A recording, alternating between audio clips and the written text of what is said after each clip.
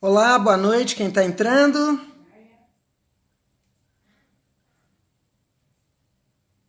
Olá, boa noite a todos, estou aguardando meu convidado.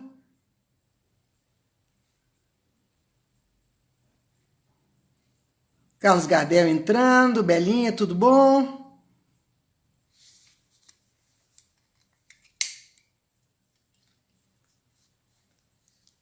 Nós estamos até com as notícias impossíveis hoje aí, com Wagner Waltenberg, muito bom, bem-vindo, Selma, Cláudia, a Damaso, todo mundo aí.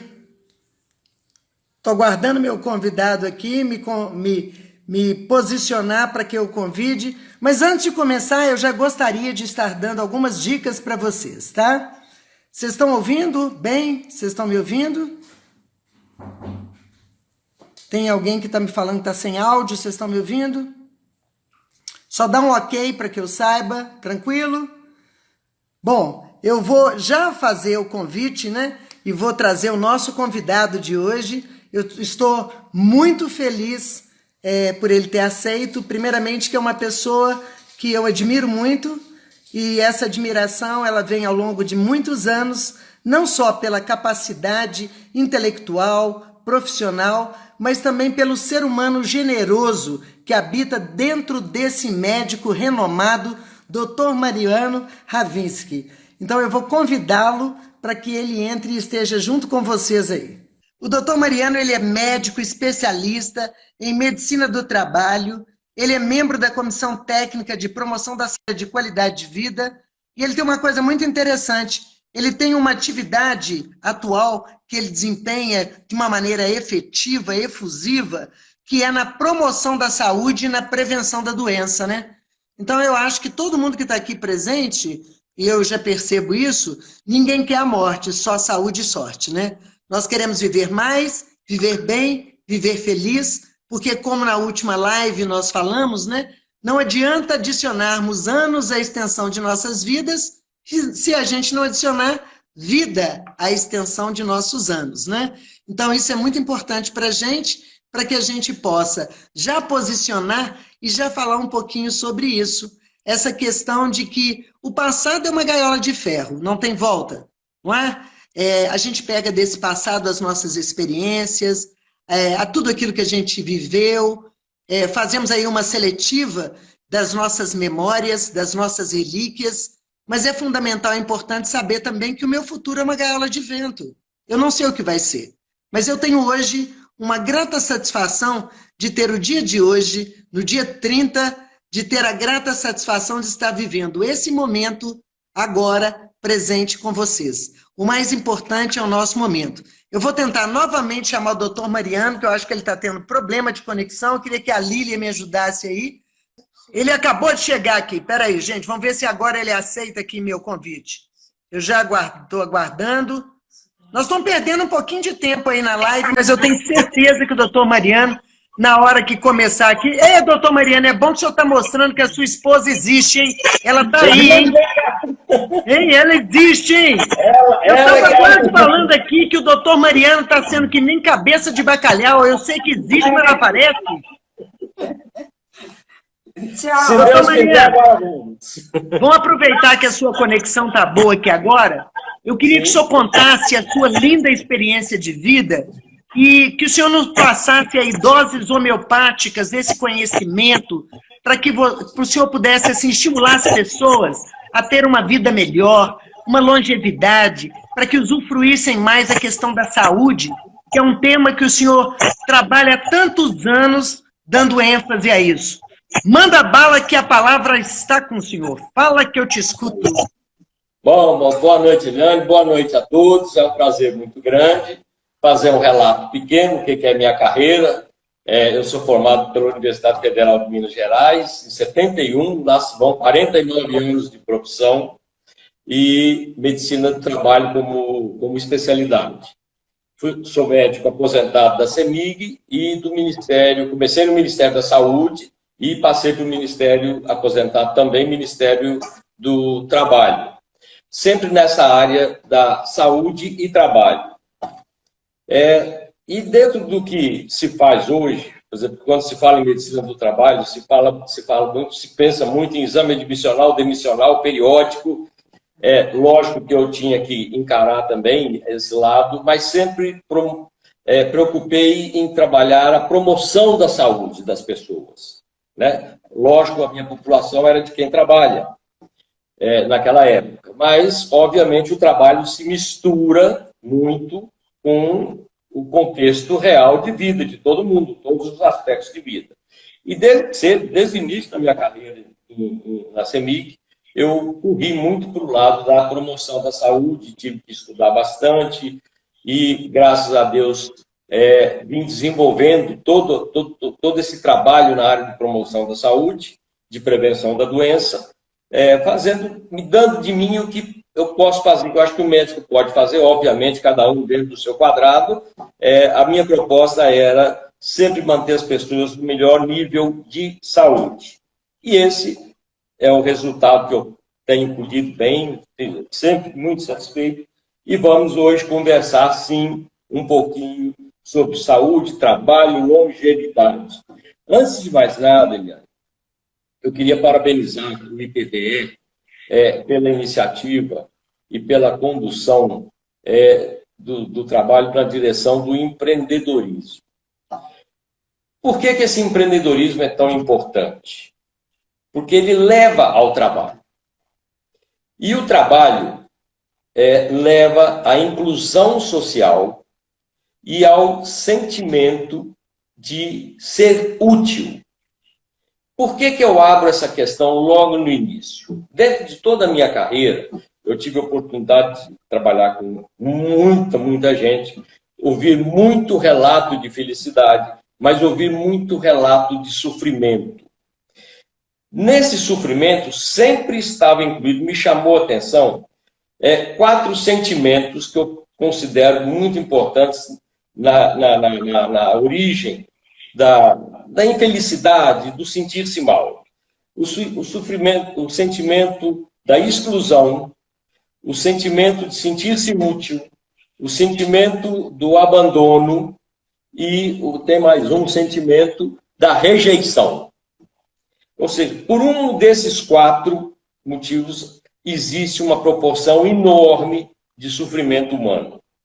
E o trabalho faz o contraponto ao sentimento da exclusão. Ele inclui e faz o contraponto do sentimento de não sentir-se útil. Pelo contrário, a pessoa se sente útil.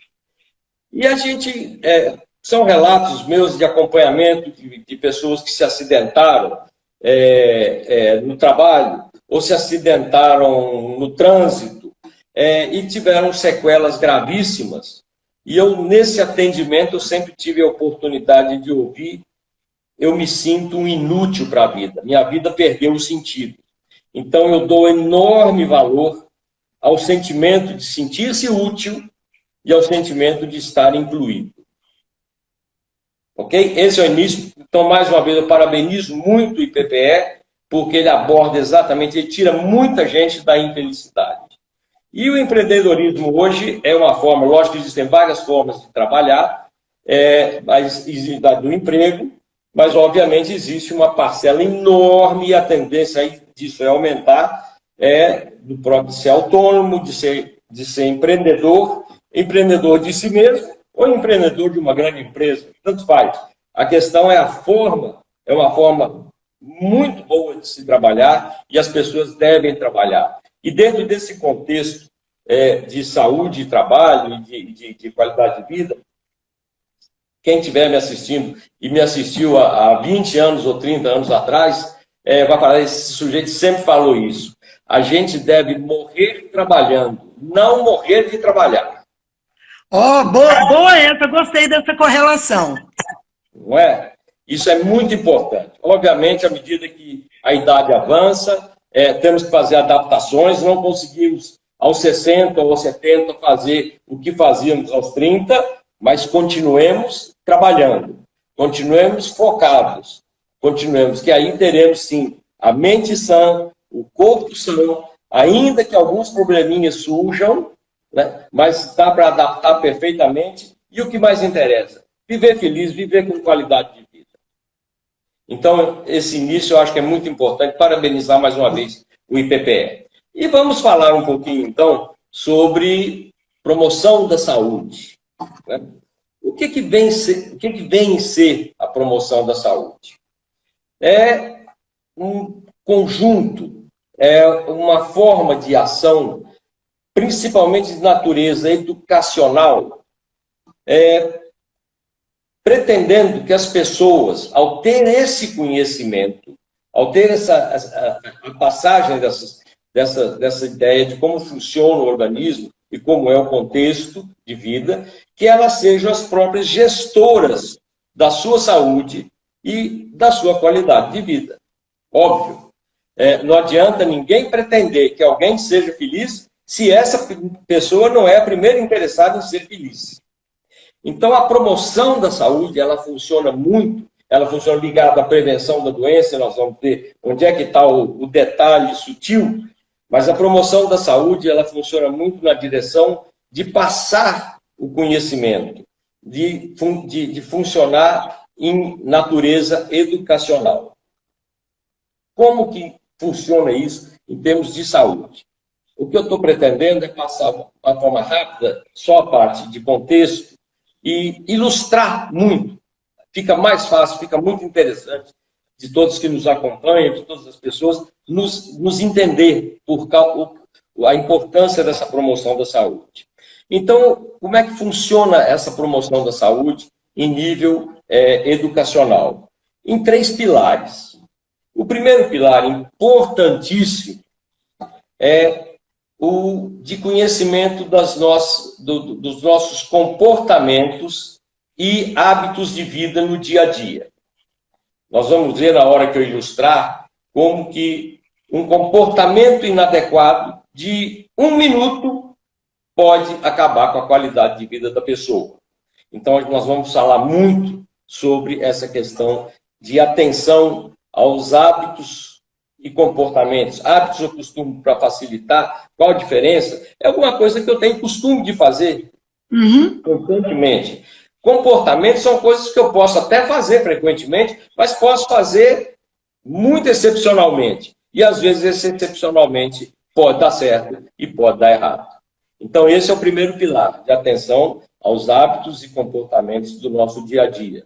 O segundo pilar, mantidas as proporções, vou usar um exemplo, uma ilustração relativamente grosseira, mantidas as proporções, imagina que tenhamos um automóvel de altíssimo valor. Nós não vamos fazer um programa de manutenção desse automóvel, porque nós queremos tê-lo por muito tempo e funcionando muito bem. Valemos mais do que qualquer automóvel desse tipo. A vida não tem preço, mas precisa de um programa de manutenção, sim, manutenção periódica. E como se faz isso? Através de exames médicos, odontológicos, laboratoriais, exames que chamamos complementares, obviamente tudo dentro de uma regra muito relacionada a sexo, idade, histórico, próprio histórico pessoal e histórico de família. Se eu sei que na minha família existe muito caso de diabetes, óbvio que eu tenho de me preocupar em fazer um programa de promoção e de prevenção. Ou qualquer outra doença, hipertensão, também, caso de câncer familiar, óbvio que existe um programa de promoção, sim, para que ou não exista, que é a torcida que nós sempre fazemos, ou se existir, que seja detectado numa fase muito inicial e que seja possível a cura. Não haja sofrimento em cima disso. E o terceiro... Mariana, vou fazer um adendo aqui que eu acho interessante. O senhor está falando tudo isso aí, e eu escutei uma coisa que me chamou muita atenção e que a gente, às vezes, não reflete sobre isso, né? Riscos nós corremos a todo momento, desde que nós nascemos, né? Então, por exemplo, nós estamos vivendo esse problema todo aí, dessa questão dessa pandemia, e é um risco. Mas nós temos que entender que risco nós vivemos o tempo todo. E à medida em que eu tenho, de uma certa forma, o meu mecanismo de defesa para poder atuar e gerar em mim um poder de manutenção, é muito melhor. Então, quando o senhor fala aí, isso me lembra, assim, essa questão, por exemplo, eu tenho o caso de diabetes na família, ok, é um risco, sim, risco todos nós corremos, mas nós precisamos fazer o quê com esses riscos, né? Então eu estou achando super pertinente essa sua fala e muito rica, porque dá para a gente uma noção muito importante do que nós precisamos fazer, né? Exatamente, Eliane. Né? Quero e torço para que todo mundo tenha exatamente esse entendimento. A respeito de risco, dentre as várias palestras, uma vez uma pessoa me perguntou qual que é o risco de morrer? E um outro do lado dele não me esperou nem começar a resposta, falou assim, é o simples fato de viver. Exato. Viver é um risco, não é? Então, óbvio, o que nós podemos fazer, sim, hoje, com a questão da promoção da saúde? Reduzir o risco ao mínimo. Não dá para ser mais realista do que o rei. Né? Obviamente, um dia, alguma coisa vai dar errada. Mas, enquanto for possível reduzir, obviamente está aí toda a estatística mostrando, isso é coisa que vem de 1976, 74, quando se começou a falar em promoção da saúde. Né? Começou pelo Canadá e por aí vem tocando. E temos uma estatística muito forte de como funciona isso. Só para concluir, o terceiro pilar, então, em termos de promoção de saúde, de orientar as pessoas, o que pode ser feito ainda para continuar com saúde, o programa de vacinação. Todo esquema de imunização, desde que a criança nasce, né, até a vida adulta e até a vida mais avançada. Temos a Sociedade Brasileira de Imunização, tem toda uma programação, o tema é muito vasto, se a gente abrisse essa questão aqui, nós vamos até 6 horas da manhã, ou seja, vamos assim, porque a maioria vai dormir, inclusive até capaz de eu dormir também. Eu acho que o pessoal vai querer ouvir mais, apesar do Instagram dar um tempinho pra gente, mas quando o senhor fala em vacina aí, doutor Mariano, vem aquela questão toda que nós estamos ávidos, né? De receber exatamente a notícia da vacina. A importância dela é tão grande que todos nós estamos aguardando isso. E eu tenho até uma notícia boa para dar para o senhor, né? E obviamente para todos que estão nos ouvindo, né? Porque nós temos um patrocinador do nosso projeto, nós temos 25 patrocinadores, e um deles é a AstraZeneca, que está trazendo de Oxford a vacina do Covid. Né? Eu queria que o senhor falasse um pouquinho sobre isso e essa ansiedade que nós estamos de receber. De antemão, eu já agradeço a oportunidade da AstraZeneca ser nossa patrocinadora. Né? Eu fico muito feliz deles terem tido um olhar bonito para o nosso projeto. O sentimento, Eliane, é o mesmo. Ou seja, o que é? A enorme ansiedade da chegada da vacina. Obviamente, é um nome, um laboratório, uma empresa de enorme respeito, né? Tudo para dar certo, como sempre deu, mas é óbvio que enquanto a gente não vê acontecer, nós ficamos na ansiedade. E eu tenho essa ansiedade. Mas tenho a fé, sim, que vai dar certo. Dá para fazer uma previsão? Dá para fazer uma previsão? Não, vai ser semana que vem, ou vai ser daqui 2 meses, ou daqui 3 meses? Não, não dá. Infelizmente, ainda não dá. A gente, nessa ansiedade, acaba querendo ultrapassar os estágios. Mas toda a torcida e toda a fé que isso vai dar certo. Sim, amém. Amém. Se Deus quiser. Né? Amém. Bom, falei sobre os 3 pilares, então. Hábitos, comportamentos do nosso dia a dia, que influem barbaridades sobre o nosso estado de saúde.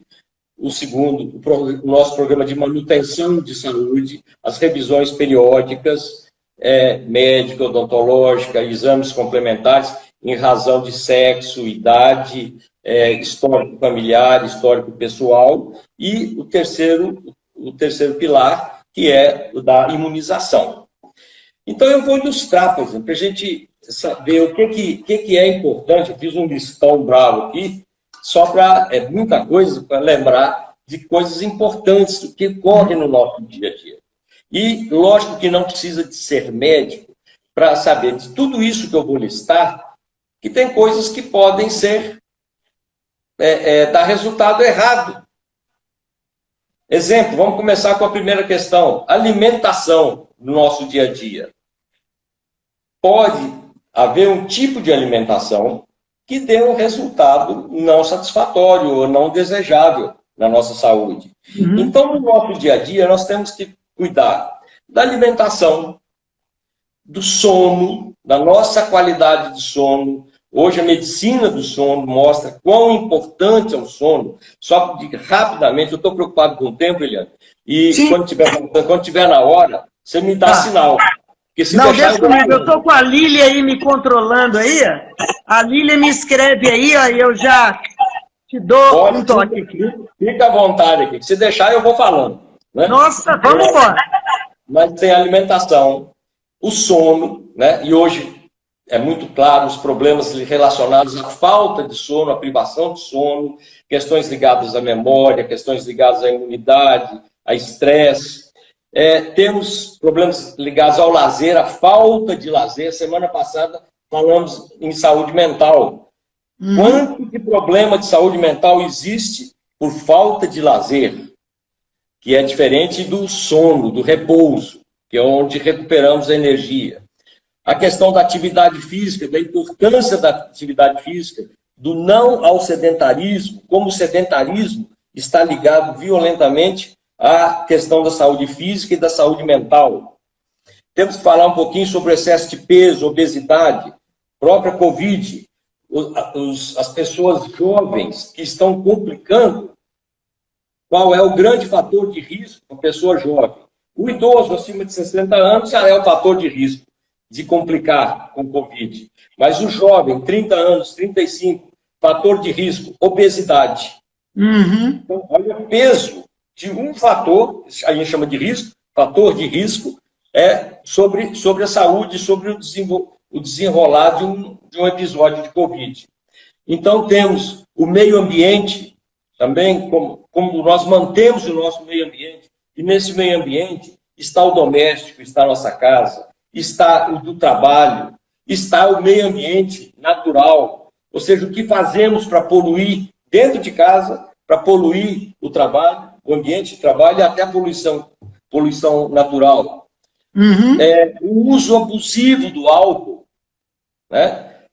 Eu brinco com a Patrícia, a esposa, né, falando que acabando a pandemia, minhas mãos já vão para o ar. Nós estamos usando álcool demais, né? Mas tem quem beba também, e eu gosto. Eu sempre, quando eu falo em álcool, as pessoas abrem e falam assim, esse não bebe. Sim, bebo sim. Você vai num boteco, você vai me encontrar bebendo, sim. A questão não é beber o álcool, é o uso abusivo, né? ou até a questão da dependência. O tabagismo, quanto de doença que o tabagismo provoca, antes pensava só no câncer de pulmão, mas não é, são doenças ligadas ao aparelho cardiovascular, ligadas à trombose, câncer de vários órgãos. Como eu falo, a lista é enorme e o tempo nosso é mais curto. As drogas ilícitas, né? E o uso das drogas lícitas também, a automedicação, o risco, tudo isso a gente pode falar 1 hora, 1h30, 2 horas sobre cada item dessas questões que preocupam. Não, inclusive, doutor Mariano, eu queria até falar uma coisa que é importante, né? Como nós já vamos startar a nova versão do nosso projeto, provavelmente no próximo mês, né? Se Deus quiser, o senhor é o nosso parceiro para nos acompanhar e acompanhar essa nossa turma toda para dar para eles aí essas doses homeopáticas de conhecimento, né? Aprofundando bem nisso, para que eles possam ter mais e mais uma vida saudável, né?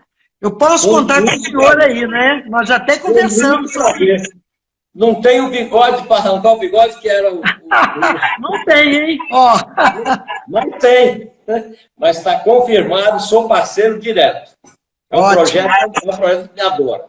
O bom do trabalho, a questão do trabalho, é que eu trabalho até sem remuneração. Né? Lógico que eu vou ficar muito rico com esse trabalho. Então você não vai querer cobrar da gente, hein? Eu tô achando, hein? Não, mas quando eu falo, aquela fala inicial do trabalho, até de sentir-se útil, sim, até o trabalho voluntário ele tem esse poder de sentir-se útil e de inclusão social. Extremamente importante, né, doutor?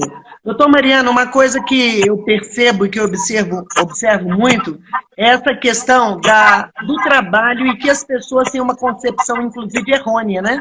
Porque a própria etimologia da palavra trabalho, ela vem de tripalium, que significa objeto de tortura de 3 pontas. Eu brinco que há muitas pessoas acham que o trabalho é o capeta. Né? Do ponto de vista do tripalho, né? Do objeto de tortura. Então, assim, essa concepção errônea que vinha, né, do passado, ela veio durante o nosso caminhar com esse sentido de que trabalho é dor. E, na verdade, o trabalho, ele vem de elaborar, de labor, de sabor, de gosto, né? E nós conversamos tanto sobre isso. Eu queria que o senhor falasse um pouquinho sobre essa questão da gente gostar do que faz, do prazer do que a gente faz, e com uma coisa muito interessante que eu queria perguntá-lo. A mente é a causa de todas as doenças, o senhor concorda? E o coração pode ser a fonte de toda cura?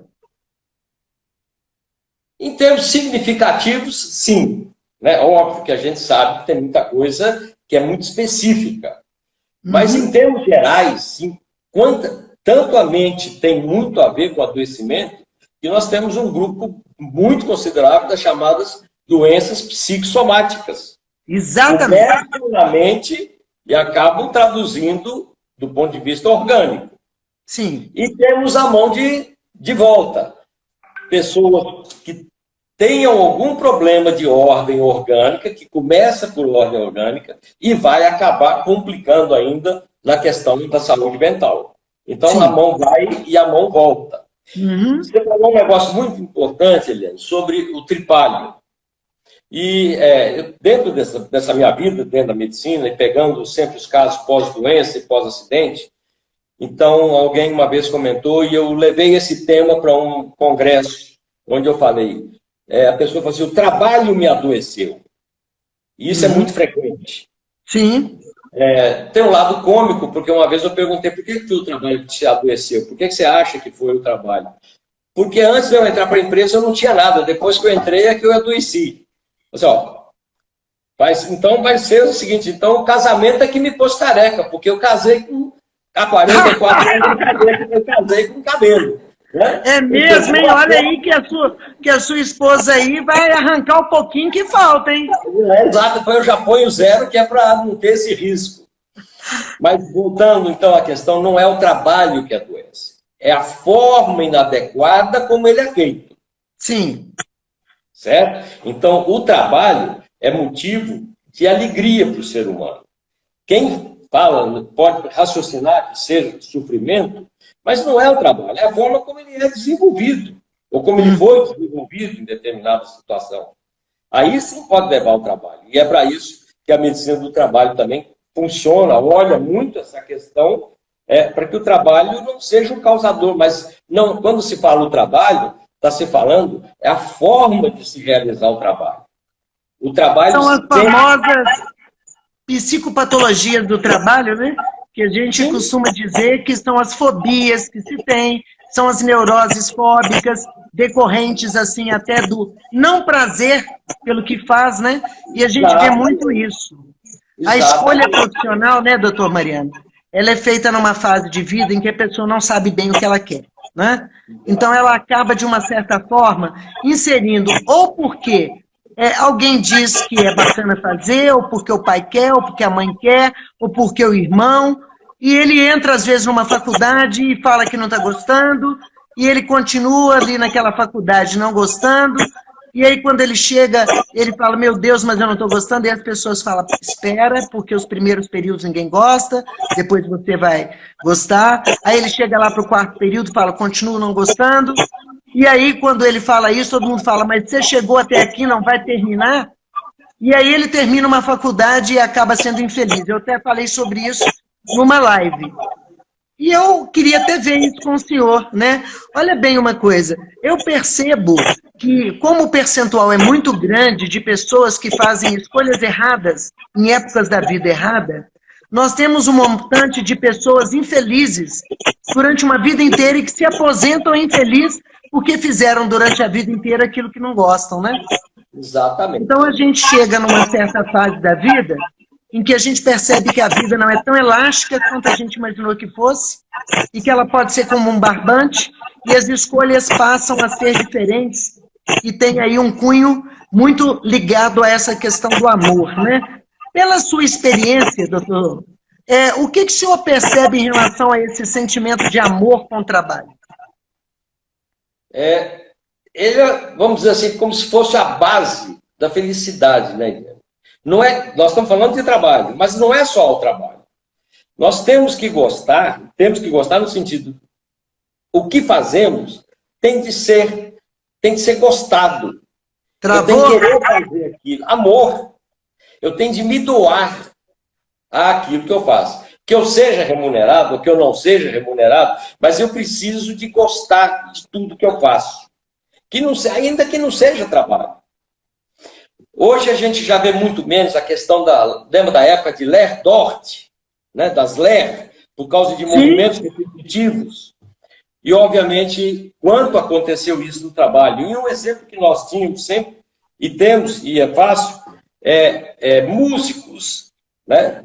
Pianistas, violão, violino, que tocam com um prazer enorme, e duvido que alguém no trabalho faça mais movimento repetitivo do que no trabalho dele, que é músico. Mas por quê? Está aí o gosto de fazer. Então, o gostar de fazer, aquilo é condição sine qua non. Se não gostar de fazer aquilo que ele está fazendo, 3 vezes que ele fechar a mão já vai dar lé, vai dar problema. Nossa, adorei esse exemplo, viu? Adorei esse exemplo, porque eu tive uma oportunidade de fazer um trabalho numa empresa que a gente descobriu um negócio muito interessante. Alguns funcionários tinham atividades repetitivas, sim, e tinha sintomatologia e foram diagnosticados como LER. Entretanto, tinha mais ou menos em torno de quase 70% com a mesma sintomatologia, sem atividades repetitivas, né? E aí nós fomos avaliar e verificar o que estava acontecendo, e a gente descobriu uma coisa muito interessante, né? Que a coisa pega, né? É aquela questão do mal-estar, do negativismo, né? De uma pessoa que está do lado. Eu outro dia até brinquei com isso, né? Eu estava dando um curso e brinquei com meus alunos e falei que a coxinha que tinha sido servida, que a dona da cantina tinha dito que ela estava estragada. E ela não tinha nada de estragada. Olha, levantaram uns 20 falando que estava passando mal. Não é? Então, quer dizer, eu estou com dor de barriga, o outro também. Eu queria até falar sobre isso. Doutor, a questão, o ambiente, ele é altamente contaminador. Esse ambiente contaminador, ele contamina, né? De que maneira que o senhor percebe isso, essa contaminação? E de que forma que as pessoas acabam se adoecendo à medida que convivem com muitas pessoas também que reclamam demais da vida e estão doentes sem estar? Eu acho que é um tema legal para a gente falar, porque eu vejo muito isso. Eliane, você falou num negócio. Primeiro, só um pouquinho, voltando atrás, para que não haja problema de interpretação, não é que doença de movimentos repetitivos não existe. Existe sim. Né? Quando ultrapassa uma determinada sobrecarga, e a gente sabe que existe, aquilo existe sim. Não se está negando o problema da lesão. Mas tem muito a ver com o gostar e o não gostar. Você fala em ambiente, o ambiente está pesado, o ambiente está ruim. Em que sentido? A energia está muito negativa ali. Né? Eu funciono muito, entendo a questão de crença, óbvio, que a energia positiva, o otimismo, ele é muito importante para eu caminhar para frente. E o negativo é muito importante para eu não caminhar ou até para eu andar em retrocesso. E acredito que isso com todas as pessoas. E ao longo de toda a minha vida, eu tive que vi muito isso nas pessoas. Quando eu olho para a pessoa, não estou olhando só fisicamente, não. Olho todo o contexto. Onde existe a energia positiva, a fé, o otimismo, a gente chega lá. Muitas vezes. Obviamente, tem hora que não chega. Né? Tem alguém que manda muito mais do que nós. Exatamente, Para quem exatamente. acredita, eu acredito. Com certeza. Tem alguém. Então, por mais que seja positivo, não adianta. Está na hora da chamada, está na hora da chamada. Né? Um ser humano que não tem crença, que não acredita, né? Que a gente fala muito essa questão, é o acreditar, que é fundamental na vida das pessoas para caminhar. Né? A energia negativa trava muito. Trava, assim como o medo trava. A pessoa, lógico, o medo é um sentimento espetacular, senão a raça humana tinha acabado. Já se a gente não tivesse medo de nada, eu tinha feito loucuras. Mas até um determinado ponto. Quando ele ultrapassa, ele passa a ser uma trava. Né? Ou seja, não te deixa progredir. Então, o que nós chamamos de ambiente, eu concordo, o ambiente considerado, esse ambiente com carga positiva ou com carga negativa, é decisão aí em andar para frente ou estacionar ou andar de costas. Né? Não sei como nós estamos de tempo aí ainda, Eliane. Eu queria ver se dava para ilustrar. A Lilian está me controlando aqui, ela e a Cláudia Caldeira aqui, mas enquanto elas estão me passando aqui, né, eu queria te falar uma coisa. Que estar em casa alguns dias, né, eu queria reforçar uma coisa que eu acho muito importante. Estar em casa alguns dias é necessário, né? Mas não é uma condição definitiva, né? Não é uma condição definitiva. Então, assim, isso é muito importante para a nossa vida, porque o segredo da longevidade, né, eu estava lendo sobre isso e discutindo muito sobre esse tema, e eu achei um negócio interessante, que fala que um dos segredos da longevidade, da nossa saúde, é ter um Ikigai. O senhor já ouviu falar sobre isso? Não. Pois é, eu também não tinha, não, até ontem, tá? Aí eu vi que, na verdade, o Ikigai é uma palavra japonesa que é usada para definir nossas próprias razões para ser. Ou seja, mais precisamente, as razões pelas quais nós acordamos todas as manhãs. Olha que interessante. O que é o Ikigai? É a razão pela qual eu acordo toda manhã. É de que maneira eu acordo toda manhã. É a energia da fé, né? Que a Janete Guerra aí. Bom Paraná, minha querida prima. Que saudade. Então, a energia da fé gera a questão do rendimento, né? Na nossa vida. Então, esse Ikigai, que é uma palavra muito simples, ela é muito interessante, porque ela fala exatamente isso. Que razão que me leva para acordar toda manhã. Né? Então, assim, quando a gente fala em saúde física, mental, e quando eu vejo o senhor com essa disposição, com esse trabalho magnífico de falar o quanto que é importante o trabalho na vida do homem, eu queria que o senhor falasse assim, e desse para a gente umas dicas que a gente não tem tanto tempo, em 5 minutinhos, qual a mensagem que o senhor poderia deixar para a gente, para que as pessoas possam ter um Ikigai, uma razão pela qual a gente acorda toda manhã, e que a própria medicina, o senhor que tem essa experiência fantástica, pode estar norteando a gente no sentido de conciliar saúde mental e física. Eliane, primeiro, por que eu gosto de dar aula? Hoje eu não estou dando aula, hoje nós estamos conversando. Mas se fosse uma aula, eu sempre gostei muito de dar aula, porque eu aprendo muito dando aula. Aprendi o Ikigai. Já valeu, já valeu a nossa conversa. Nós agora estamos chique, não estão? Já valeu a nossa conversa. Nós estamos muito chique, não estão? Da próxima vez que eu encontrar com o senhor, eu vou falar Ikigai, eu quero saber. Exatamente. Mas o que eu tenho, quando a gente fala assim, é o amor pelas coisas. E eu, pelo menos, sou muito movido pelo amor à vida. Sabendo que a vida tem um início, tem um meio e tem uma finitude. A vida, que eu falo, terreno, aqui, material. Né? Então, o que é que me move, se eu servir de exemplo aí? O amor à vida.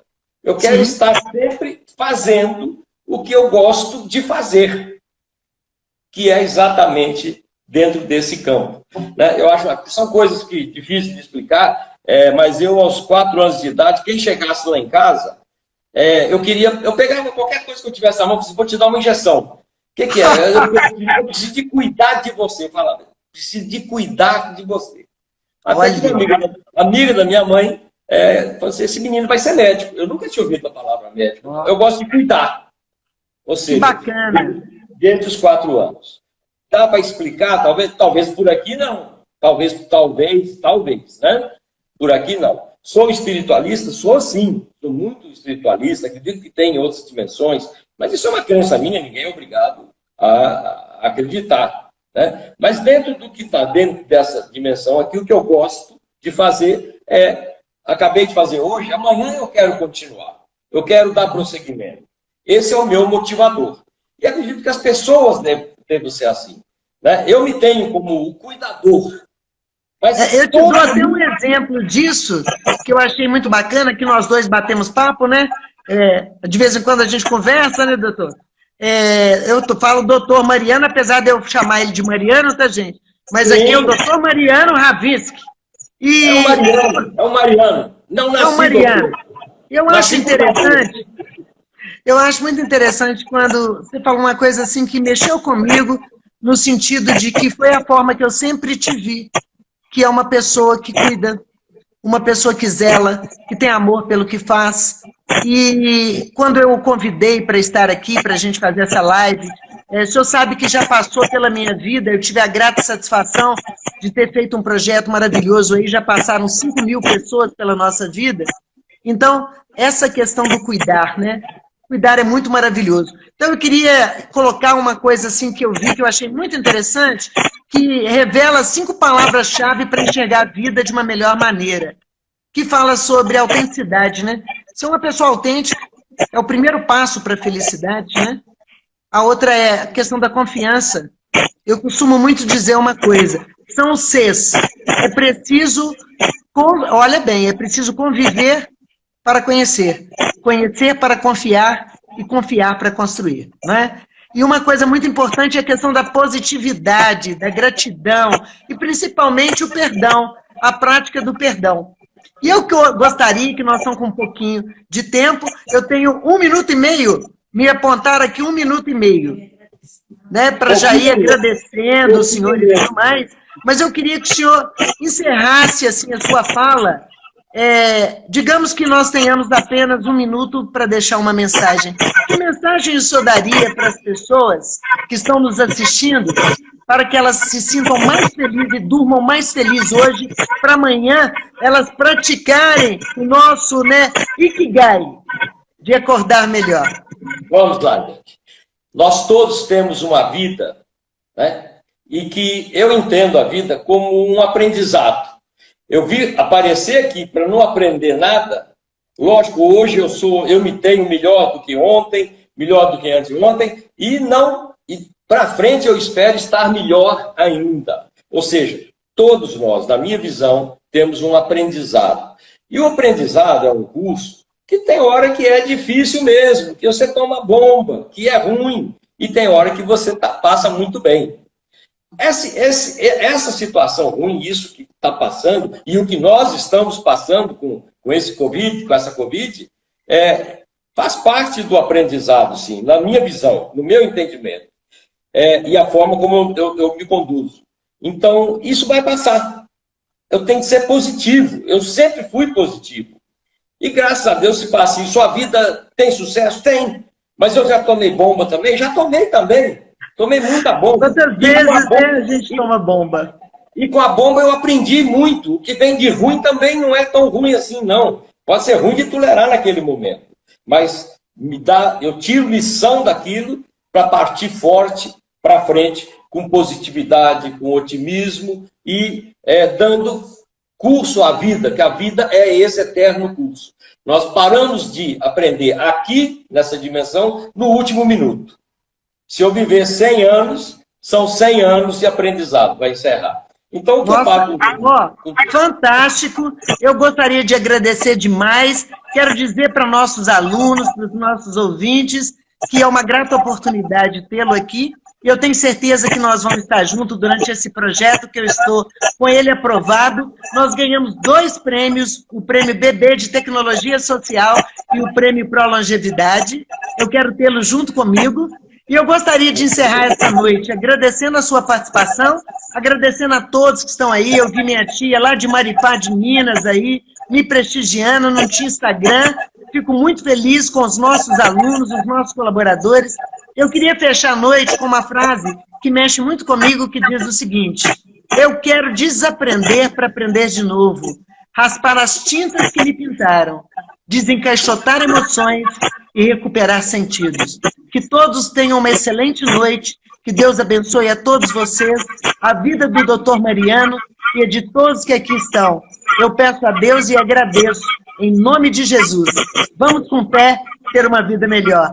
Pessoal, uma ótima noite para vocês. Fiquem com Deus. Doutor Mariano, nós vamos fazer muita coisa juntos, se Deus quiser, em breve, pessoalmente.